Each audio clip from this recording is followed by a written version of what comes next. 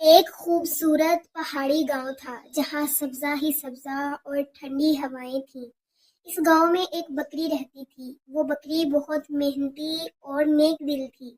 پورے گاؤں میں اپنی رحم دلی کی وجہ سے مشہور تھی۔ وہ اپنے بچوں کا خاص خیال رکھتی، گاؤں کے بزرگوں کی خدمت کرتی اور جنگل کے کنارے جا کر تازہ گھاس چرتی۔ ایک دن بکری جنگل کے زیادہ اندر تک چلی گئی تاکہ تازہ گھاس تلاش کر سکے، تو اسے اچانک ایک درد بھری آواز سنائی دی، اوہ میری ٹانگ! بکری نے ادھر ادھر دیکھا اور ایک درخت کے نیچے ایک بندر کو کراہتے پایا۔ وہ زمین پر گرا ہوا تھا، اس کی ایک ٹانگ ٹیڑھی نظر آ رہی تھی۔ بکری فوراً اس کے پاس گئی۔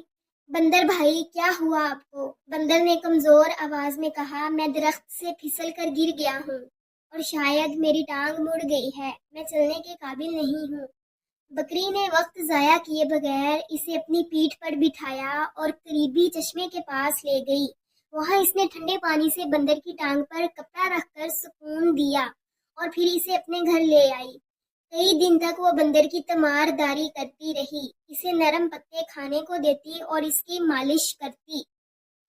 بندر بہت متاثر ہوا اور بولا، تم نے جو میرے لیے کیا ہے وہ کوئی اور جانور نہ کرتا، میں تمہیں کبھی نہیں بھولوں گا۔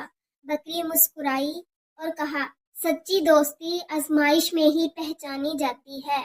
وقت گزرتا گیا، بندر مکمل طور پر صحت یاب ہو گیا اور واپس جنگل کے بلند درختوں پر چلا گیا، لیکن دونوں کے دل میں ایک خاص رشتہ بن چکا تھا۔ کچھ مہینے بعد گاؤں پر قحط آیا، بارشیں کم ہو گئیں، زمین خشک ہو گئی اور سبزہ اگنا بند ہو گیا۔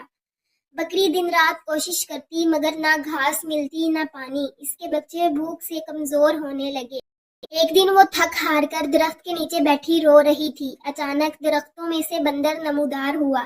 اس کے ہاتھ میں ناریل، آم، بیر اور جنگلی سبزیاں تھیں۔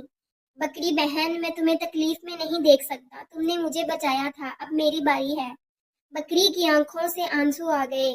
بندر صرف خوراک ہی نہیں لایا بلکہ جنگل کے دوسرے جانوروں کو بھی مدد کے لیے لایا۔ ہاتھی پانی بھر کر لایا، چڑیا نے دانے جمع کیے اور لومڑی نے بکری کے بچوں کے لیے ایک محفوظ جگہ بنائی۔ بکری کے گھر خوشی لوٹ آئی۔ وہ صرف اپنے خاندان کو بچانے میں کامیاب نہ ہوئی بلکہ اس نے پوری برادری کو ایک سبق دیا کہ دوسروں کے لیے جو دل کھولتا ہے، قدرت اس کے لیے اپنے دروازے کھول دیتی ہے۔